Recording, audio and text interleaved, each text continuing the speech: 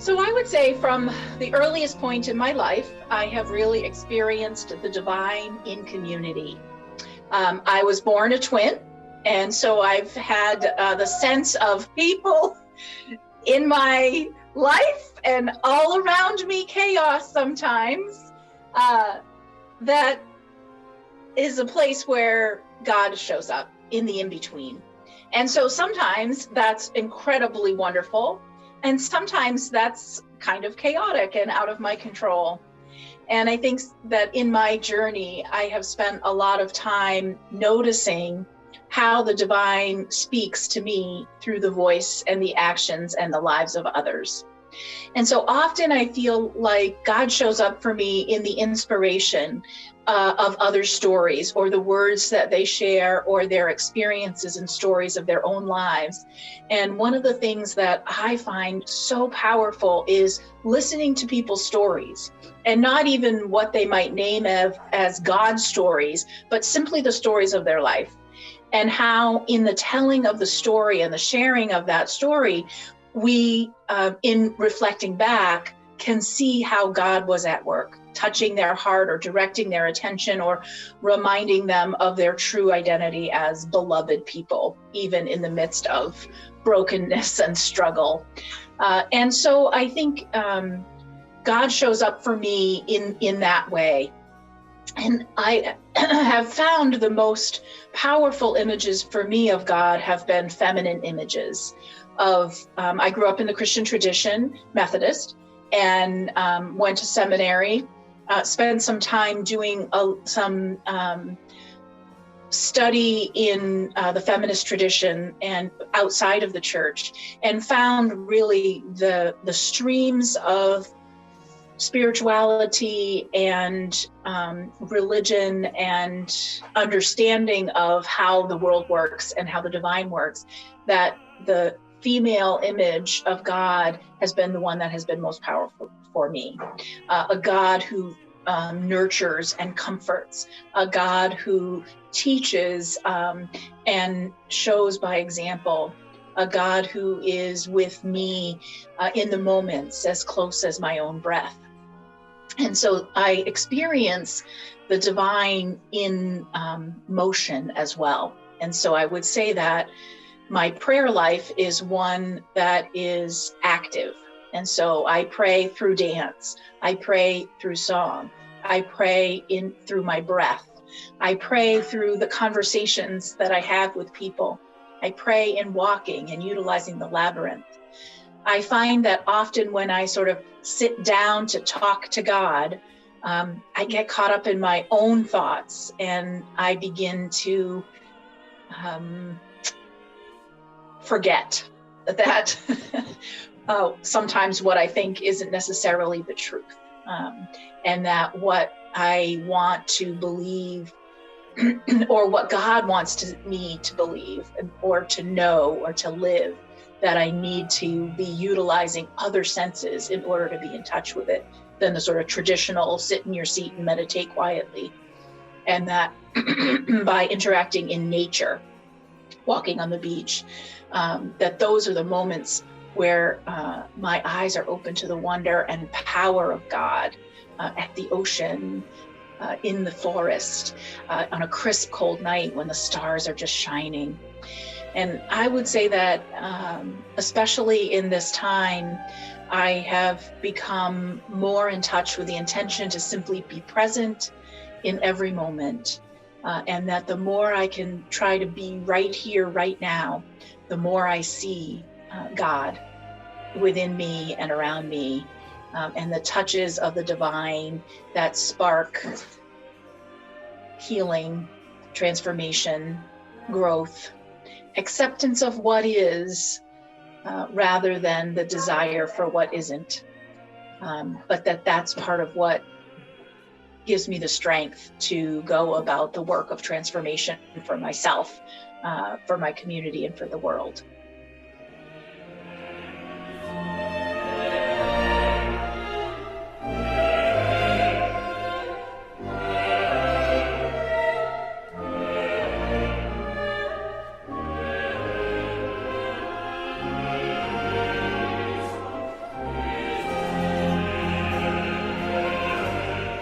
So I thought it was really interesting that in our group, we were all relating to nature, to either earth or sky, the universe, but we went on and we had all had experiences in our lives of kind of out of body or spiritual experiences where it's experiencing spirits or other entities, spiritual entities.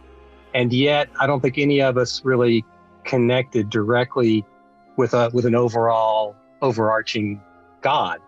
It's their spirit, but we're not thinking in terms of overarching being. But to me, God is the word awe. I need to say this the choir-like way. Awe. That's God to me when I am in awe.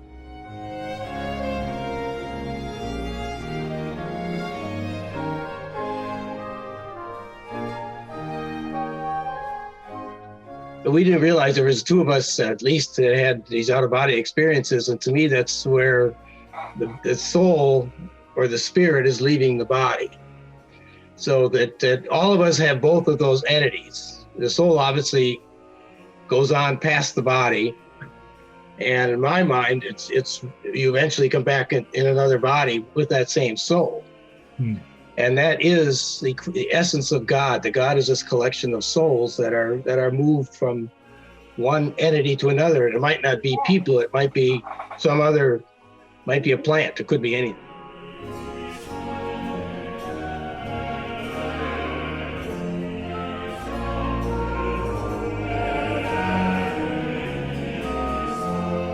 And we also talked a lot about nature and wonderment. And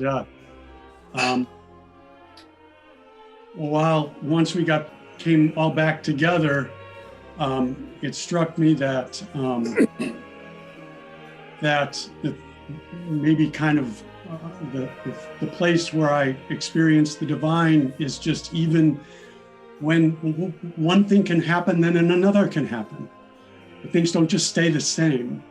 And I'm surrounded by cats. So I think of like when a cat is looking at one thing and then something catches their attention and they go and look at something else. Just that something can go from one place to the next. That's something that the divine being in that kind of spark that things can happen.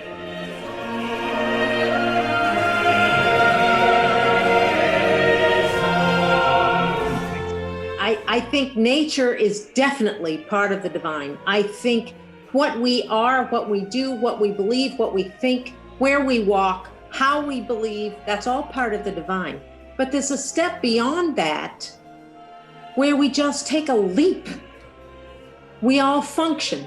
We all make decisions. We go forward in life.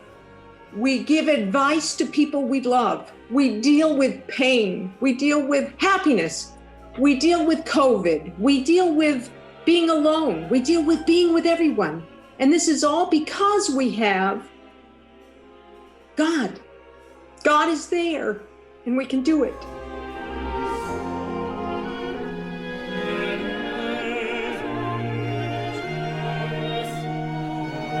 Similarly to what others were saying, God being the sum of everything, I have sort of more specifically said that if there is God, I think that God is the collective intelligence of everything that is living, and maybe not living too, but I want to think of God as an intelligence. So the collective intelligence of everything from tiny little planktons and, the way they convert sunlight into energy and into food for themselves, all the way up to what we consider sentient beings. And I'm not sure whether God is planet-centric or not. Like every planet has its own God because the collective life is, I don't know if we can connect to gods that are to life that is many light years away.